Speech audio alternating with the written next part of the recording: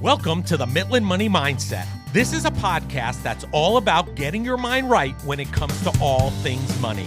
In every episode, we go deep with engaging guests who provide tangible takeaways and a whole lot of joy along the way. I hope you enjoy these conversations as much as I enjoyed having them. Let's dive into today's show.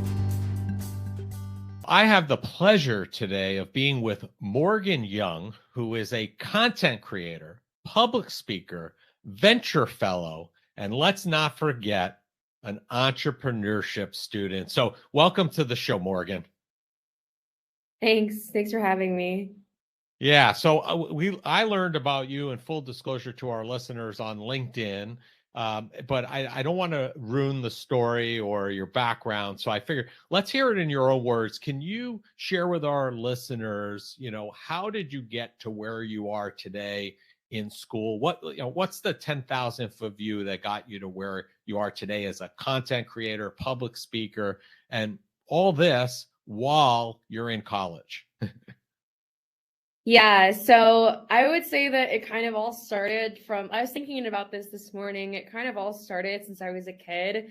So I study computer science, engineering, math, and entrepreneurship at school right now. And that kind of all started just from when I was I'd say 6 or 7. I showed a really natural aptitude for math, but I didn't really want to be an accountant or an actuary. And I didn't know what finance was. So that was kind of out of the picture. And then I found coding and I realized that my brain worked in a pretty logical way. And so I was like, let's try this computing and coding thing. And my mom really encouraged it. So I did a lot of extracurricular activities and programming and boot camps when I was between 6th grade and 12th grade. And that's kind of what led to that. And then going from there, being in college, I wanted to explore things and I wanted to try new things, but a lot of things that I did were unintentional. So being a content creator and a speaker was actually, it's intentional now, but it started out as a very unintentional thing. The way that I saw it, it wasn't really content creation. And I hadn't even gotten into the speaking thing yet. It was really just, I wanted to share my journey and document the whole thing so I didn't forget it. It was a very wholesome start, but I didn't intend for any of what I have right now to happen. But obviously I've become more intentional with it as I've gone by. So I would say that bird's eye view, it's just being open to trying new things. And when I'd say that it's when opportunity knocks, I just take it. And whenever I see a good opportunity for myself, I never say no because of self-doubt or anything like that. I've just taken every single opportunity that I've ever gotten to try and get further. And thus far it's worked out for me. Mm-hmm. Yeah. I mean, it sounds like you ended up where you were by accident, but ultimately when you realized how beneficial it was to you, you just kind of doubled down on that as a result. Yeah. Yeah. So, the thing that really resonated with me and how I found out about you was your LinkedIn post reflecting on your college selection process. And, I want you to share that story with our listeners because that's something, as a firm that's in, wealth management, advising, we are in touch with families all the time that are going through the college selection process. And, we sometimes or many times talk about it in terms of return on investment and looking at it from that perspective, as opposed to maybe going to the state that has the best football team or the state that has the most sunshine. And I think sometimes some people get wrapped up in the wrong factors in that decision-making process. And I thought it was amazing how you broke down your decision-making process, because I think that's right on and where things should be. So can you share that process with our listeners? Absolutely. So my college decision journey was a very long one. I remember I started looking at potential colleges that I wanted to go to when I was in 7th grade. And that's all because we went to a used book sale and my mom quite literally got an almanac of all of the colleges in the United States, every single one of them. Mind you, it's pretty old. It was from 2010 or 11 or 12. So it probably, I know new schools have popped up since then, but it was pretty comprehensive of everything that, especially that was in my world purview at the time. So Ivy League schools, University of California, because I grew up in California. And I was primarily looking at University of California schools because when I was in 7th grade, going to school in California as a California resident made sense financially. And that's why my parents were very encouraging of it as well, because I think at that time, I think tuition at a UC school, like a middle of the road UC school, like Santa Barbara or Santa Cruz, costs like, I think it was like $8,000 to $12,000 a year, which wasn't ridiculous, you know, especially because I was an in-state resident. But as I got older, you know, things changed. A lot happened between, you know, 7th grade and 12th grade for me. And the landscape of college admissions really changed. I mean, it's kind of crazy. I like watched the documentary Varsity Blues, and that just changed. Like that came out after the fact. That came out after I'd gone to college, but that really kind of changed my perspective on things. But going backwards, so I kind of just like growing up in California, I thought I was just going to go to a University of California, and that was going to be it. And like my parents were kind of in agreement with that because that was what made sense to them. My dad grew up in Minnesota. He went to the University of Minnesota. My mom grew up in the Bay Area, and she ended up going to Sac State. So it made sense to us. But then, you know, like, I don't know why or where this came into picture. I think it was because of my grandfather, but he kind of like, it was his dream for like one of his grandkids to go to Stanford. And I visited the Stanford campus, and I actually did like a camp there / conference for 5 days when I was in 10th grade. And I really liked it, actually. I actually liked the Stanford campus. I thought it was beautiful. It was a really cool like time just to be there, and a really cool experience. And I was like, you know what? I can see it. Like, I'm gonna apply to Stanford. Like, I know it's like really difficult, but you know, I think I can do it. And I was like, just to like be like, you know, a little bit introspective. I think I was really I had a decent level of self-awareness, but not enough. And I really was kind of like kidding myself by like, I did not have the stats to do that. Like I was a good student for sure. I was above average. I was the top 1% of my high school class, but I still wasn't outstanding or exceptional. There was nothing that I look at kids now and see the things that they're doing as seniors and juniors in high school. And I'm like, that was not me. I don't know why I ever thought that was possible, but you know, a kid can dream. And so I applied to Stanford, and it's so funny. I actually posted this also on LinkedIn, but I had an article written about me by my school because of all the cool things that I was doing. And they asked me like, where do you want to go to school? This was before decisions had came out. And I said Stanford. And like, they even said that in the article. And, you know, by the time that article came out, decisions had come out and I didn't get in. And so I was like, well, that article did not age well. But then that kind of honestly like woke me up. So at that point, I'd applied to 4 Ivy Leagues, Stanford, and 4 UC schools, and then the University of Washington. And I like kind of like that Stanford decision kind of woke me up. And I was like, maybe I'm a little bit less self-aware than I thought.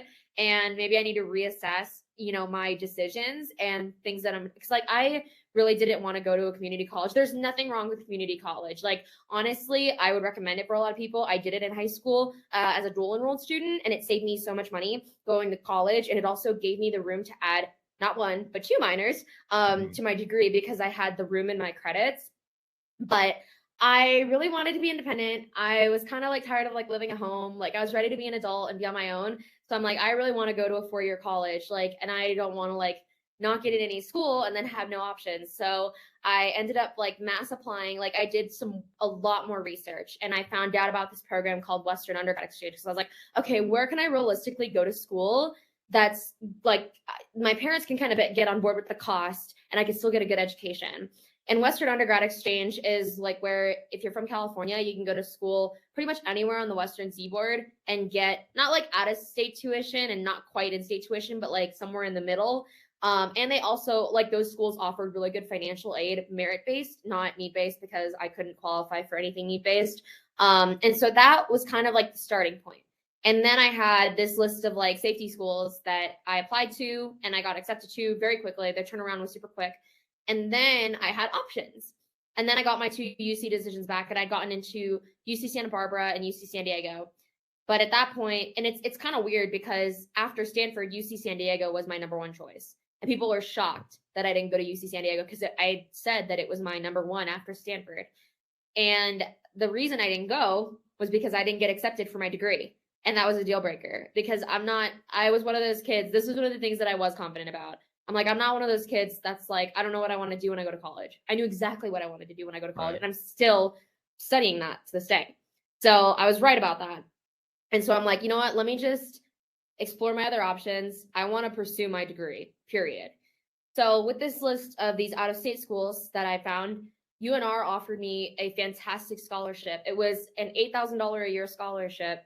Plus, the school is very military friendly. So my military benefits, I have an amazing VA advocate. VA is Veterans Affairs.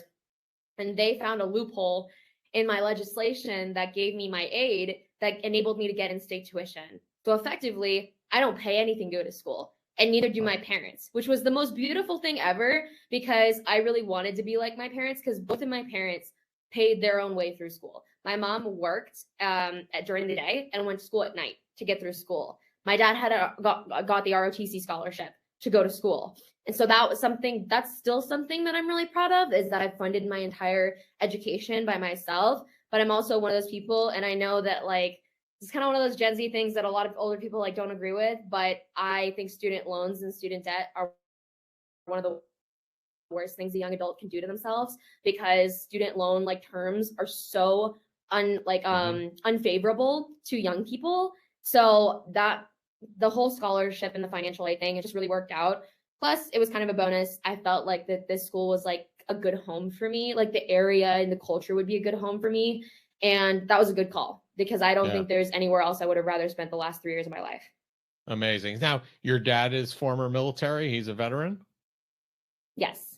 Well, thank him for his service. We greatly appreciate that. And I have to say, I think Stanford made a big mistake, because I think you really knew and probably are wise, although there may be people who are better academic wise or doing bigger things at an earlier age. I think you're on a great path. And I love the way that you kind of work through that decision-making process, because I think it's something that's typically stressful and very difficult for a teenager.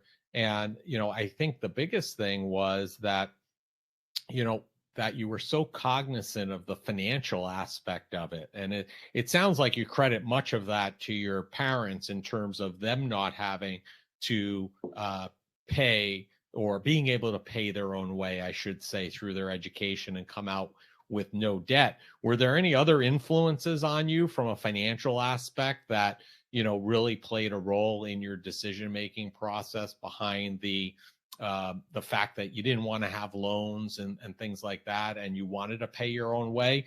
Was that simply from your parents, or were there some other motivating factors behind that? There were some other factors at play for sure. One of them, actually, I'm really fortunate. Like, I have a really supportive family. I wasn't just my parents, actually. My grandfather wanted to, he passed last October, but he wanted to pay for my school. And that's why, like, his whole thing was like Stanford, because my grandfather's dream was for me to go to Stanford and become a doctor. And sorry, grandpa, that doctor thing was never going to happen. That was his dream. But This is your dream. yeah. So he wanted to pay for my school. And I thought I was very thankful and grateful that he was willing to do that. But I also felt like it wouldn't feel quite right, because like I had, some family members that did take him up on that offer. And I felt like they didn't appreciate their education as much, nor did they feel as driven and as motivated as I have, or as my parents I saw like were, by having to pay for their own school. I think there's like, obviously it's great if your family can help support you in your journey for college, and there's absolutely nothing wrong with taking that support. But I think that there is something very, like, you can take so much pride in being able to say, like, I paid for my own education, or I worked for my education. And so that's like one thing. The other thing is that, and this was so influential, while I was making my college decisions, my mom, she said, I was taking classes at a community college. She said, you're going to take a personal finance class or you're not leaving the house. And I'm like, okay. I took this personal finance class, and it turned me into a personal finance geek. I absolutely loved it.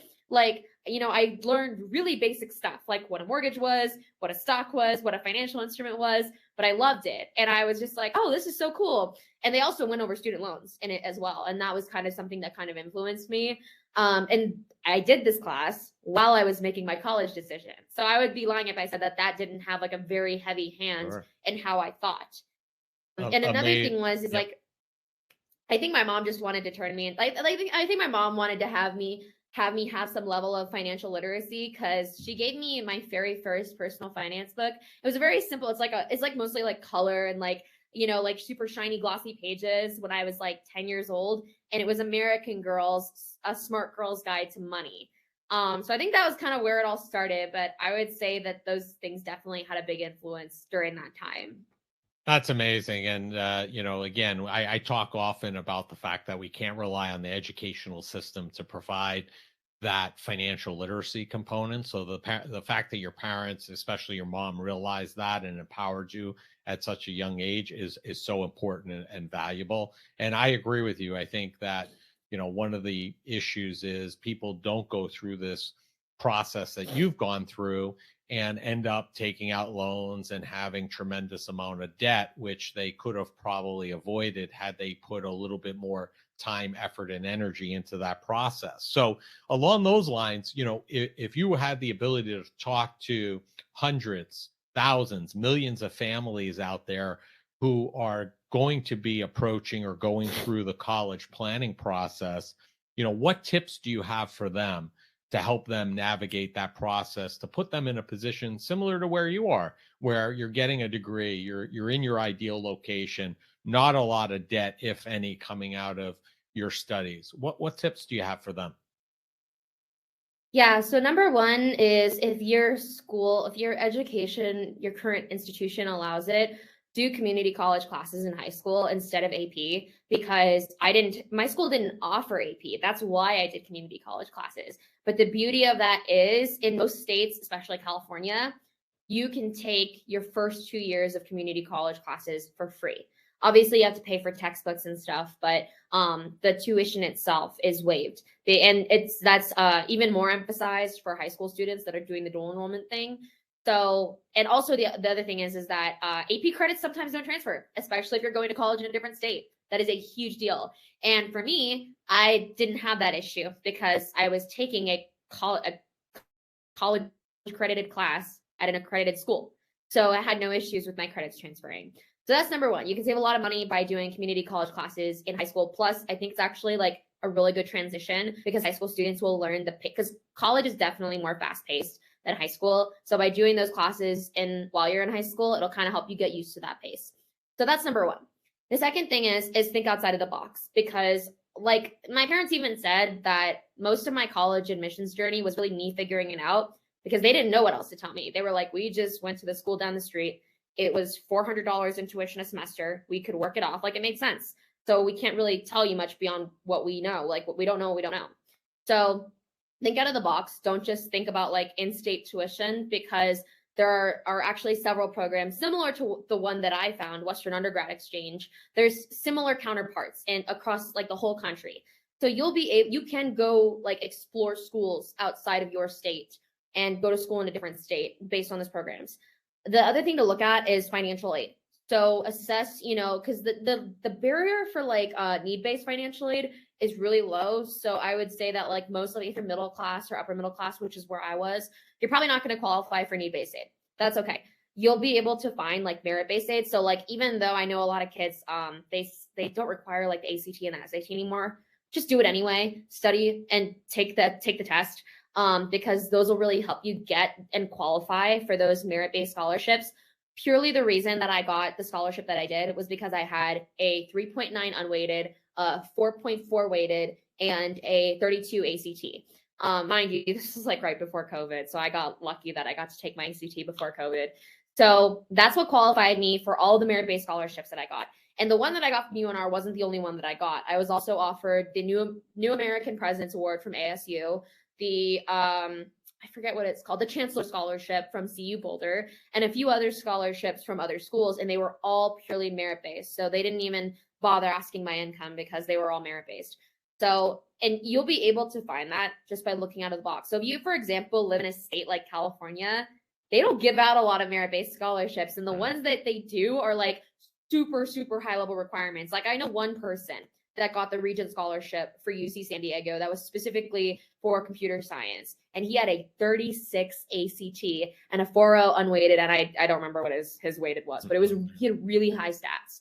So if you don't have those stats, like I didn't, then you'll still be able to find those scholarships. You just have to really think outside of the box. The third thing is dedicate a lot of time to finding niche scholarships. I've not won like a single like big national scholarship. Like I like applied for like the Taco Bell, like the Moss Live Moss scholarship, like the big national ones. I've yet to win any of those. All of the scholarships that I've won, and I have won a lot, are like super niche scholarships. So like one of the scholarships that I won was from a company that was like local to where I used to live. And it was like a national scholarship, but it's like they don't advertise it very well. And it is pretty niche, which is you have to like be an undergrad and you have to be in a CS related major. And you had to like write all these, like you had to write essays and stuff to get it.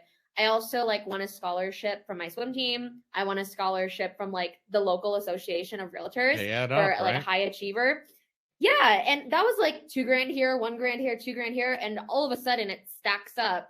And I think I probably won like just over like 30,000 in third-party scholarships. So like those were scholarships that were regardless of like what school I went to, I could apply them anywhere. And that's been huge for me because you know, graduating debt-free. At least I will be next year. But so those are my three things. Community college, take community college classes in high school.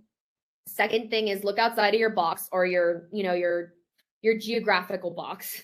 And number three is spend a lot of time researching and putting time towards scholarship applications. I will say that it's exhausting. I literally wrote 63 essays my senior year of high school just applying to scholarships. And that was exhausting, but it paid off. Right. I think those are great tips. And I think that there's a lot of tangible takeaways there. I'll shift gears for a minute here. You know, how have you crafted your space or a space as a content creator? How did that kind of, I know you said it kind of came by accident, but you also were able to recognize it, double down on it. So how have you gone about doing that? Yeah. So when I started out, it was really just because I felt like I had done something not exceptional, but something worth noting. And that was that I had come from a non-target school and managed to land an F100 internship right after my freshman year. Like I even talked to people afterwards about it and they were like, that is unheard of. And so that was like, okay, this is something I did that's really cool. I want to document it.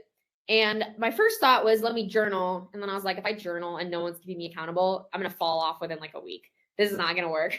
So I essentially heard this saying about LinkedIn being a way to like journal in public about your job. So I was like, I'll do that because it'll keep me accountable. Like, and at the time I had no following. I literally just thought to myself, I have some friends on LinkedIn. My uncle and my dad are on LinkedIn and my aunt's on LinkedIn. Like if they read my stuff and, you know, this will be like my way of like updating my family and my friends. Right. But it's also just my way of like remembering like, hey, on, you know, day 3 of my first internship, I learned this. On, you know, one of the coolest pieces of content I put out that summer was like day, oh my God, 100 and something. But I got to have a one-on-one with our CIO, and that's at the Walt Disney Company. So I got to have a coffee chat with the CIO of Disney, and that was a huge deal. And so, of course, I'm like, I have to document this. I don't want to forget this. So that's really how it started out, was just documenting my work life. And like, because it was my first ever big girl job. It was my first internship. And then I think by the end of the summer, I was getting so much engagement and so many views. For someone that had such a small following, I was racking up hundreds of thousands of views. And I was like, wow, that's crazy. And then I kind of became familiar with the concept of a LinkedIn content creator, which I never thought were 2 words or 2 phrases that I would ever hear in the same sentence. But I just kind of ran with it. I was like, I like this. This is like, I'm used to this. I'm good at this. Let me keep running with it. And I kept running with it. And it took me a while because like after like, you know, who am I other than being a Disney intern? So it took me a while to kind of figure out what direction I wanted to take with being a content creator. But I would say the journey went like this. It was like 2021.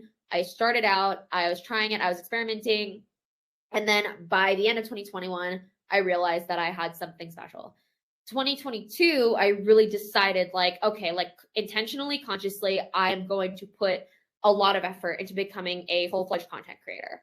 And that definitely, like, there's a lot to be said about intention, even though it started out unintentionally.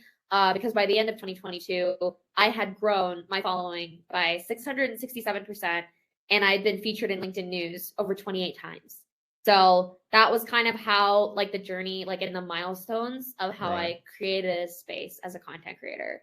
So, I mean, what tips? Because we have a lot of entrepreneurs, people that are, actively engaged on LinkedIn as well as other social media channels. But let's just focus in on LinkedIn for a minute.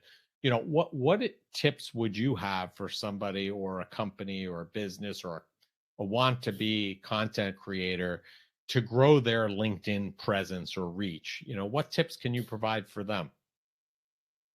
Yeah, so number one is just pick like one thing to start off on. My one thing when I started off was just being a Disney intern. It wasn't complicated because I was living it. So I would literally just write about each day. And that made content creation very simple. I didn't have to think about it too much. There was no strategy. There was no, none of that. It was literally just, okay, what did I do today as a Disney intern? It was a very simple prompt, but it also made it very easy to just start. And that leads me to my second point, which is just start. You like when you start out, your content's not going to be good. Like I guarantee you. I don't care if you've been writing for 10, 20 years. I used to be a creative writer, but LinkedIn content creation is a whole different ballgame. And when I started out, I look back at my content and I'm like, ugh. But at the same time, you have to go through those growing pains because you'll get better as you write more and more and more. And I have to say, like, that's another thing is like, oh, that leads me to my next point. Write often, frequently, and consistently. I feel like I've gotten better at content creation just sheerly because I've been doing it for 2 years. I write all of my stuff on Grammarly, and it gives me a weekly count of how many words I've written. I write an average of 10,000 words a week, which blew my mind. Mhm. But it also kind of explains why I've gotten better at this because I do it so much and I do it so consistently. So just to recap what I said, focus on one thing, just start as soon as you can, and write often, frequently, and consistently. And I mean, as far as like an aside of that is if you're like an executive, because I know that this is a thing, I just learned that this is a thing. If you're an executive that doesn't like have the time to do it, but you want to like grow your personal brand, but like you already kind of like have a brand because of like who you are. Like a good example would be like if you're an executive of like an F100, you kind of already like have a brand, but like you haven't really put effort into growing it. Right. I know a lot of executives hire ghostwriters because they just don't have the time to do it. And I'm actually starting to get into ghostwriting, but that's kind of something you can do if that's not something you have the time for, is just hire a ghostwriter. Next thing I would get into is consistency. There's this saying, if content is king, consistency is queen. And that is so true with any social media, but especially with LinkedIn. Like I cannot emphasize how much like the LinkedIn algorithm will reward you for consistency. And it doesn't matter how often it is when you start out. So if you think that once a week on Wednesdays is what you can sustain, that's better than like sporadically. Just find a pace that you can sustain and stick to it. If you want to like increase slowly over time, you can do that, but just pick a pace that you can sustain. My last thing, and this is just something that people forget, is that LinkedIn is all about community and conversations. So people forget that like they create all this content and then they forget to engage because it's all about engaging with your community. A couple ways you can do that. And this again, algorithm, when you post, I've like heard this, I can't confirm this, but like from my experimentation, I can confirm it. If people comment on your post within like the first 30 minutes of being out there, respond right away, react to their comment, respond to their comment. After that, it plays like less, but you should still be responding to comments on your own posts because again, it's about starting a conversation. And then engage with posts that you see on your home feed. Not to say that you have to engage with everything, but just stuff that you think is interesting. Or like if your friend got a job, like say congratulations, engage with the community. And the other thing is like, this is going to be like my last thing because it's like my favorite tip. Don't be afraid of being just a tad controversial, because I don't even call it controversial anymore. I call it conversation provoking or dialogue provoking, because I've had these like crazy posts first of all, some of them I didn't even realize were controversial. I'm not saying be controversial for the sake of being controversial, but take a stand on something. So one of the things that I talked about was salary transparency. And I knew that that was going to be controversial, but LinkedIn kind of rewards you for starting a conversation. And boy, did that post start a conversation. So there was that. And then there was some things that I don't even think are controversial. Like I made a post about keywords to use for your resume. And I got over, I think like 250 comments on it. And the post itself hit over 180,000 views. Wow. Again, did not think that was controversial at all, but it started a conversation. And that is what LinkedIn is all about. So those are kind of my tips for starting out. Amazing stuff. So, you've had the opportunity, you mentioned it earlier, to experience some iconic brands. You mentioned Disney earlier, but I also know you've interacted with the Wall Street Journal and also LinkedIn directly. How did you go about securing those opportunities? And, what were some takeaways from being able to be, ingrained in some of those iconic names? Yeah, so kind of it's crazy because like each one kind of led to the other. So it all started with like, I'll start with the simplest one, which was Disney. There was nothing special about that. I cold applied on the website, the Disney Careers website. I guess my resume was good enough to make it past their screening system. And I guess I stood out enough that my boss wanted to hire me. So that was like just a normal like job application. And that's something I want to emphasize is that cold applying does still work. I did not have a referral. I didn't have anything special. I literally just cold applied. That was it. So that's how I got into Disney. But then as far as making the most of it while you're there, I definitely did. So I started creating content about being a Disney intern. That in and of itself, first of all, people asked me, how did you get your boss and your leadership to agree to you doing that? And I was like, well, I was kind of the mindset, I was like 18 and brand new, and I was kind of like, I would rather ask for forgiveness later than ask permission, which is not what you should do depending on the industry. But I will say that by the time I got noticed for the content that I was creating, I was doing so well and I was doing so good for the brand that they were like, don't stop, keep going. Actually in my first year performance eval, my boss told me, like, he commended me for my content creation because he said that I was representing the brand well and I was a great ambassador for the Disney intern program, which is not like an official role or anything. It's just something I kind of like slid myself into. And from my content, they really liked the way that I communicated and the way that I represented the brand. So they asked me to start speaking at events. They invited me to become a member of the Disney Tech Influencer Advocate and Outreach Program. It was a very long title. And that was essentially, they wanted me to start repping the intern program at coffee houses, conferences, workshops, stuff like that. And all of that was kind of what kickstarted my public speaking career. But then that kind of also like contributed to, I got picked up by the LinkedIn for Creators program, I think in 2022. So a year after I'd started creating content. And that was just because I caught the attention. So normally you actually have to apply for the LinkedIn for Creators program. But I had caught the attention of a group PM at LinkedIn, and he really liked my content. And he said, like, I was expressing some frustration about my growth plateauing and not knowing where to go. And he said, I want to introduce you to a creator manager. And by doing so, he inducted me into the Creators program. And that was purely just because my content resonated with him. It caught his attention. And so that was very much like a kind of by chance, but also like I kind of created that opportunity for myself. So that's how I kind of got to interface directly with LinkedIn, is by getting into the LinkedIn for Creators program. And then again, from LinkedIn content creation, I had started creating some videos. I can't remember for what, but basically like I started like differentiating my content a little bit. Before it was like purely written stuff and some graphics, but then I started making videos, and I caught the attention of a production coordinator for a company that was creating the Wall Street Journal's new Snapchat show called Future View. And basically my summation of that is that the Wall Street Journal was trying to like capture the Gen Z audience. So they, you know, because what Gen Z reads the Wall Street Journal, like what Gen Z reads a physical paper. So this show was kind of their attempt to capture Gen Z audience, and they wanted Gen Zers to be in the show. and my content caught the producer's attention.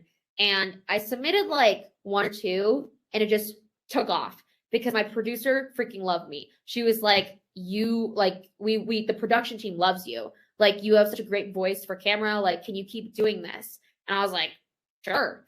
So I ended up being in like over 10 episodes of season 1, which was absolutely crazy. But again, that's just one of those opportunities that came from having content on LinkedIn. And I've gotten several more opportunities from LinkedIn, but those are kind of just like the highlights of how I got exposure and how I got to interact with those brands. Yeah, really luck by design in my opinion. You kind of created your own luck by doing that. So before we go to our last question, I have to ask you this. How did you like your time in New York City? I loved it. I actually, so I'm contemplating moving there after college because I just really liked, like, first of all, I was a little worried because I had never been to New York before, like, ever. And so I was like, I don't know how I'm going to feel about this. You know, it's very different than what I'm used to. I grew up in a very small suburb in Northern California. And then obviously I spent some time in the Bay Area. Didn't really like the Bay Area. So I wasn't sure how I was going to feel about New York. But I loved it. And like, even just Amazing. like, I think like my second day there or my first day there, my friend took me on the subway and I was like scared because I had never ridden the subway before. But it was like, by the next day, it felt like natural. It felt like second nature. Like I'd been doing it all my life. And so I really I loved the culture there. I actually love the people, which is shocking. Some people are like, "You love the people." I'm like, Yeah, yeah, you either because love them like, or I mean, hate them. I'm a workaholic and I'm really ambitious. And so I found a lot of people that are like that there. And that's Right. something that I really liked. And I felt like I was having super valuable conversations every single day, which was crazy. So I love New York. I'm contemplating moving there after college. I think there's a lot of opportunity for me there, both as a technologist and as a creator.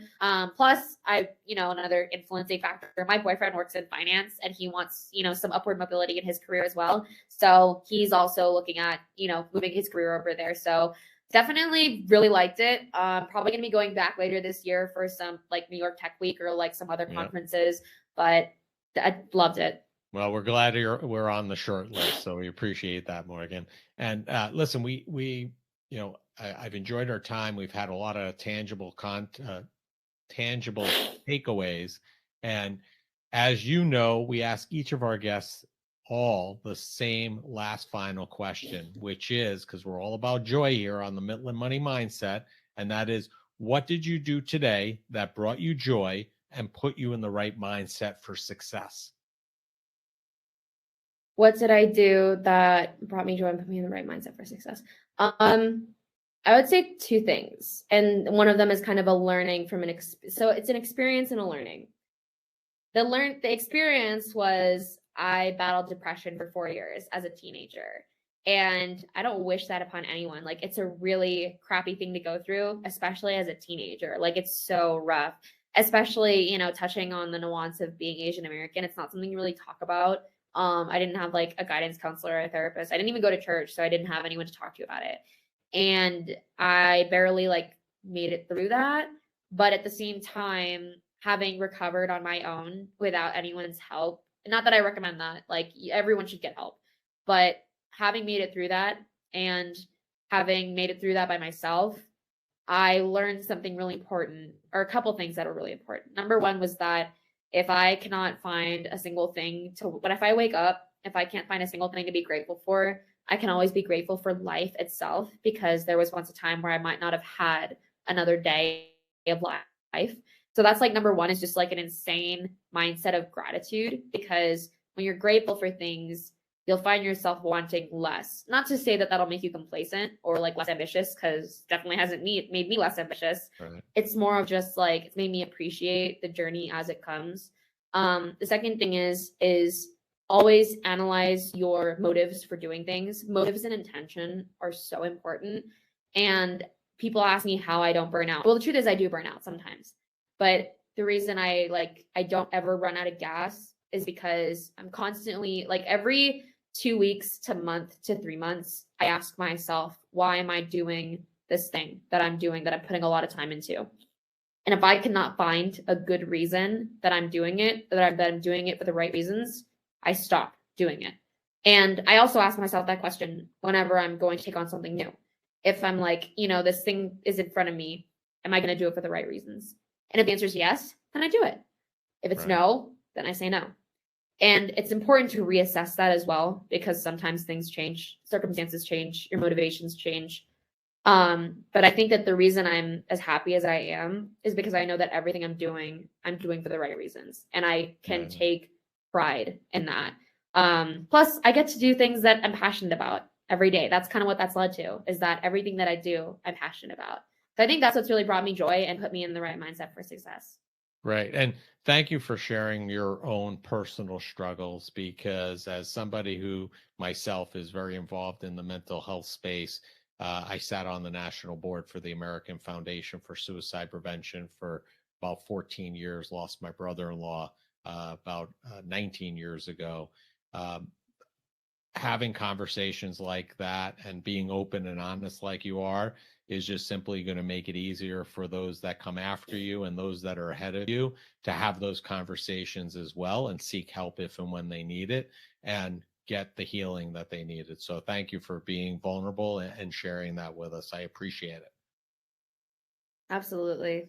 Now, Morgan, we're going to have all of your contact information in the show notes, but if people want to learn more about you, connect with you, see the content you're creating, what's the easiest and best place for them to do that? And I think I might know the answer, but I'll ask you anyway. Just one place, my LinkedIn. You can find my contact info, like my email, my birthday, and all that stuff, and even my other socials from my LinkedIn profile. You can also find ways to get in touch with me, like if you're interested in working with me or if you just want to talk. Again, all of that information is on my LinkedIn, and of course, all of my content is on LinkedIn. So my LinkedIn URL, I believe, is going to be included in the info, but in case it's super easy, it's literally just like linkedin.com/Morgan-A-Young. So super simple, easy to remember, but that's, if you want to get in touch with me, read my content, or find a way to work with me, that's the easiest way to do it. Great. Thank you for sharing that, Morgan. I appreciate your time. I appreciate your sharing and all your great tips, and make it a great day. Thanks. Thanks again for having me.